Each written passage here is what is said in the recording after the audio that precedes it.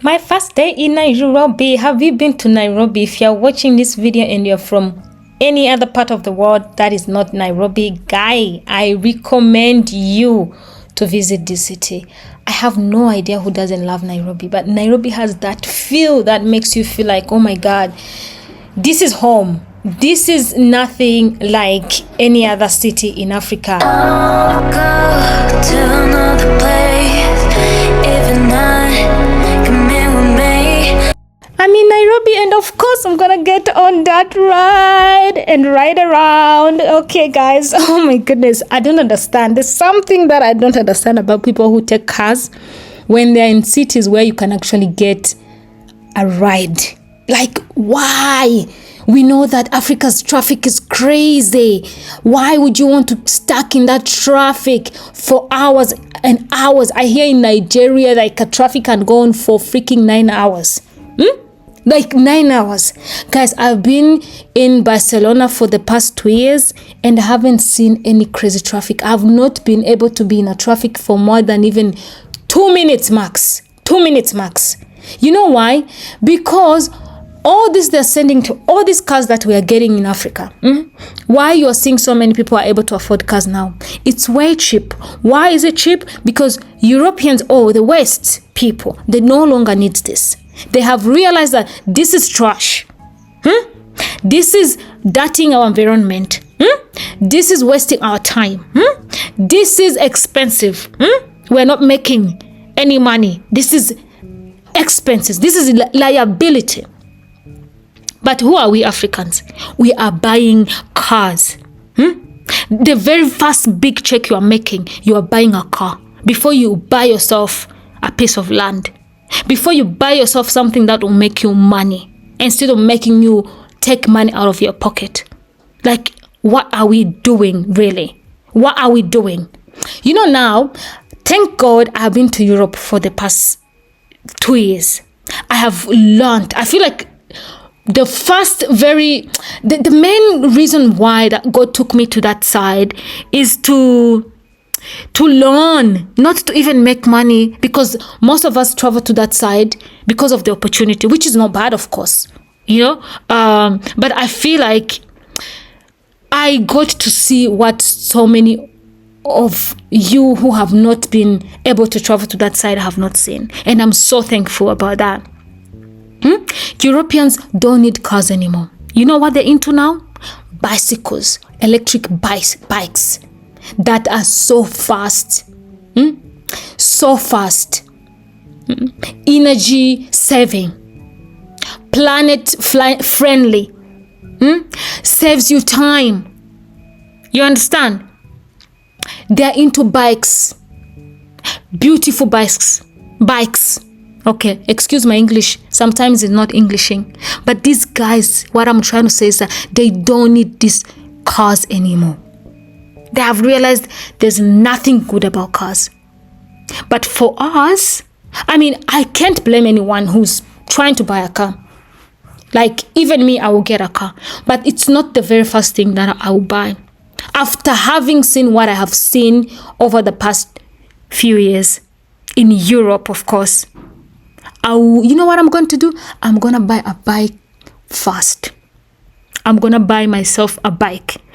I don't think I will own a car from my own money before I buy a bike. I don't know. Right now, not only does it look nice, because honestly, like, I feel like those nice bike, they look nice. They look sexy.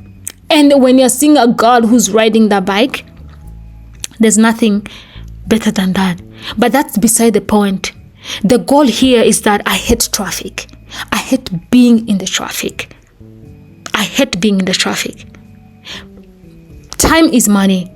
I'm trying to use my time in the most efficient way. Maybe when I get, but even if I get rich, like, being rich doesn't mean to own a car. That's something that Africans, we need to understand. Being rich doesn't mean to own multiple cars. You know, there's somewhere, I think in a book, that's why I read it, or I heard it in a podcast, I don't know, but they were saying, when you want to know if a country is rich, you will measure that. One of the things that they measure is that even the richest use public transport. Do you understand? Even the richest use public transport. And here we are buying cars. We don't even have a place to park. How does that make any sense? Go learn how to bike. What do you call to ride? Sorry.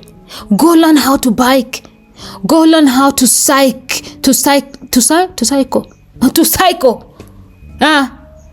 Go learn how to ride.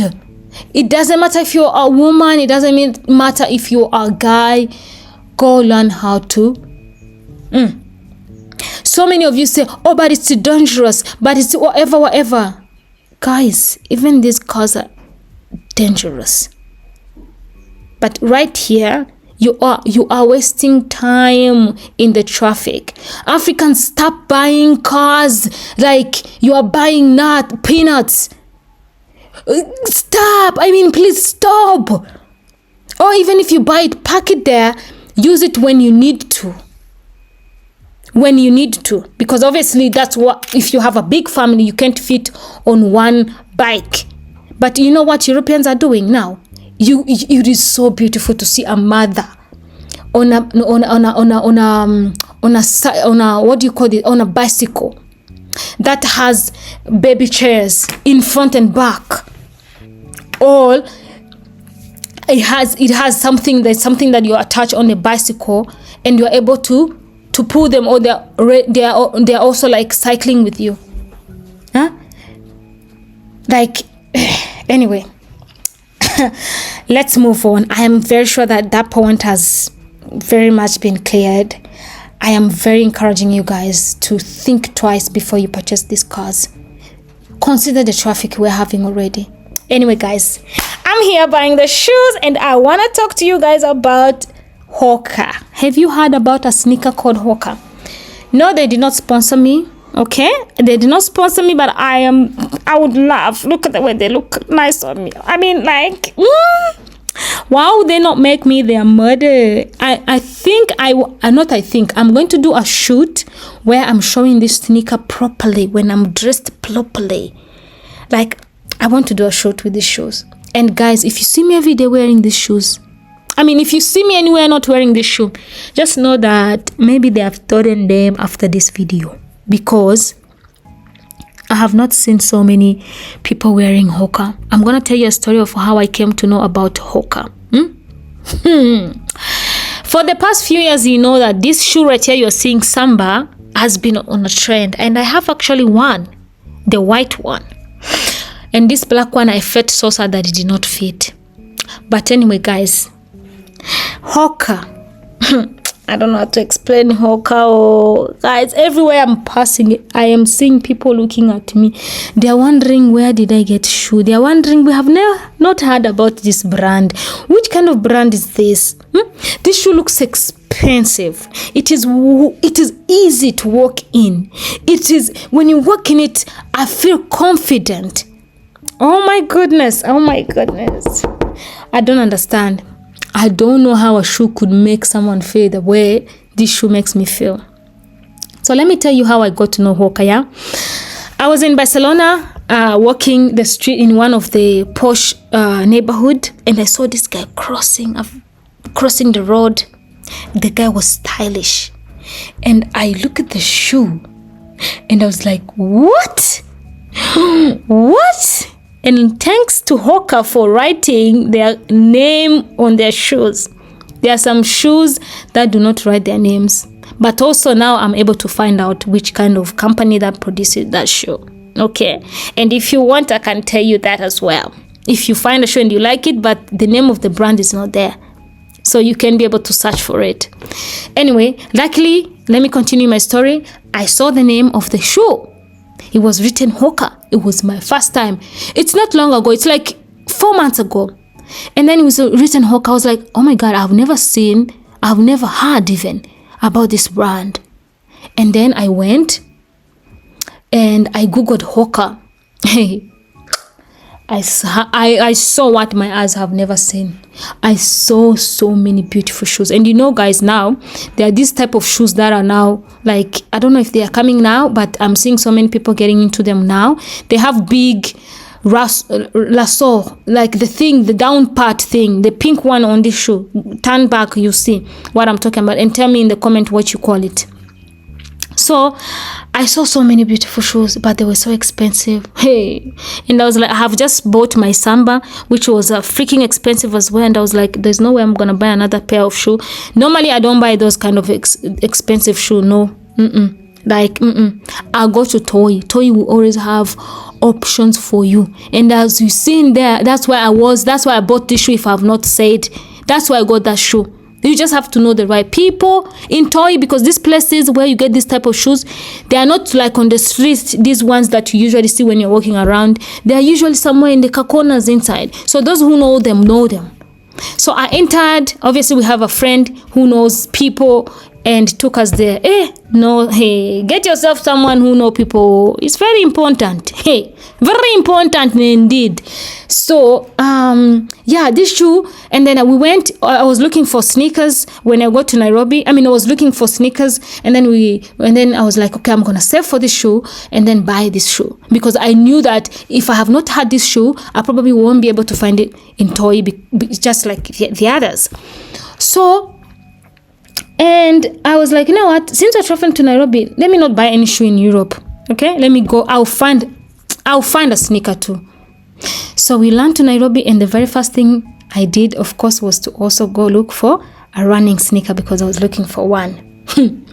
And we got there. I didn't like that same person whom we were taken to. The guy had HOKA. I don't even know which kind of god that told him. No, I'm not into many gods, guys. Okay, I'm only praise one god. But yeah, the god our god, my god, told him to bring this shoe. And then I tried it, and then I saw HOKA. I was like, I fainted. I got excited to a point where I was gonna be charged double the price because of how excited I was. So a trick, guys, never show these sales people that you like something. Always show them that you're not interested. The moment you show them that you're interested, just get sure to make that word cry. I'm happy I got it. And guess what? I was like, I'm not going to leave it. And I took it. I have it now. I have it when I'm walking in that shoe. Like I said, everywhere I'm walking, these people think I have money.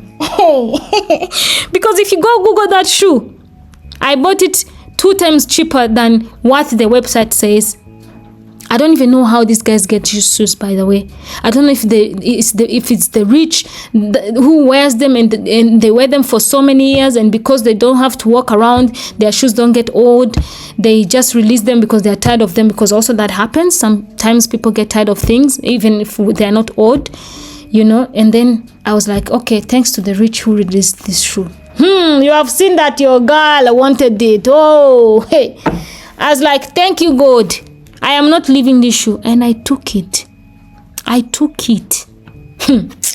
HOKA, if you are listening to this video, I want you to sponsor me. Anyway, I'm not begging you.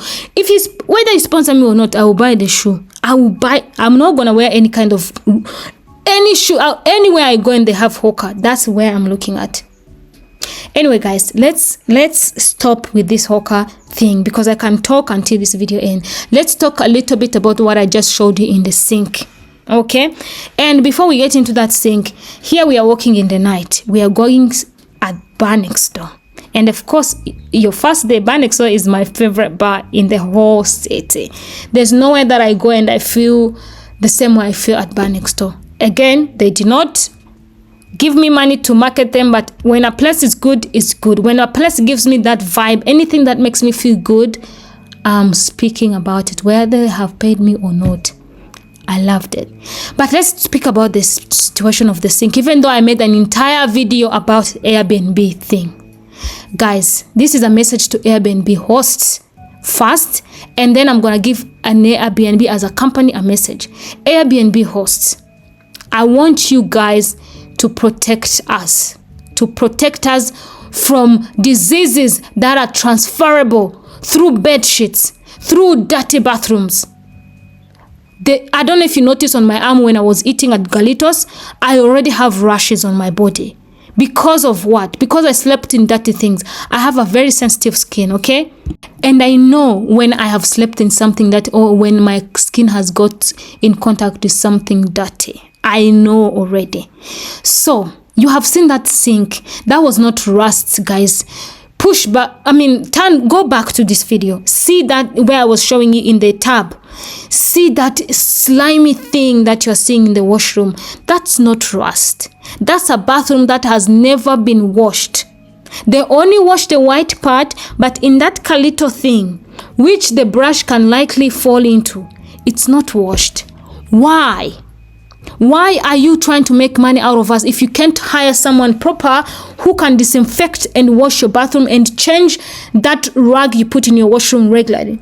And this is not only this Airbnb. I have seen this dirty cleanliness problem in so many Airbnbs. I have made an entire video about this. Please watch it and hear the message. Hosts. Now, before I close this video, let me give a message to the Airbnb company. Airbnb, you are making a lot of money, okay? And I don't know if you already have this. I have not searched, I have not looked for this information, but in case you do, they're not doing their job. But in case you are not, make sure you dedicate or you hire people who are in different cities where you are, where you have your branches, or where everyone, in every country I feel like now we have Airbnb hosts. Find someone who go to these hosts and see the cleanliness. See how these guys are operating. Just like we had a security issue in Nairobi recently where someone got killed. Find out also, and the security thing have been now a bit worked on. I'm sure you are working on it. I have had not enough information to support this, but I want to tell you to do the same thing with cleanliness, because guys, you get out of these Airbnbs and the next day you're going to visit a gynecologist. The next day you're going to visit a dermatologist. The next day you are going to visit funga. What do you call funga is treated by the gynecologist. I don't know. But we are collecting so many diseases in this place. And because of that, I have said, you know what? I love traveling. I love discovering so many places. And thanks to Airbnb for providing us a cheaper option to do so. A cheaper option for us to be able to stay, so we can be able to enjoy this other part of the world, to learn cultures, to learn, everything. But hey, this is compromising my health. Therefore, I cannot continue to do this. So I will wait until I make my money to start traveling. So is that what Airbnb wants? You won't be making any money, because I know I'm not the only one. If so many people are going to stop traveling, and that's how you make your money, how are you going to be able to survive as a company? Because there are so many people who are prioritizing their health over traveling. And we can easily save up to 2-3 years instead of traveling every 3 months or every whatever. Save for 1 year and travel once, but travel nicely, knowing that you're going to enjoy. Guys, I swear to God, I've never enjoyed being in an Airbnb. Never. There has to always be something wrong. And guys, it's also another story about the place we stayed in Diani. Anyway, make sure you watch my videos. I'm gonna be giving you a lot of teas. I'm passionate about these things. And guys, if you watched until this video, please give me a thumbs up, and I will see you in my next one. And do not forget to support your girl. Do not forget to subscribe.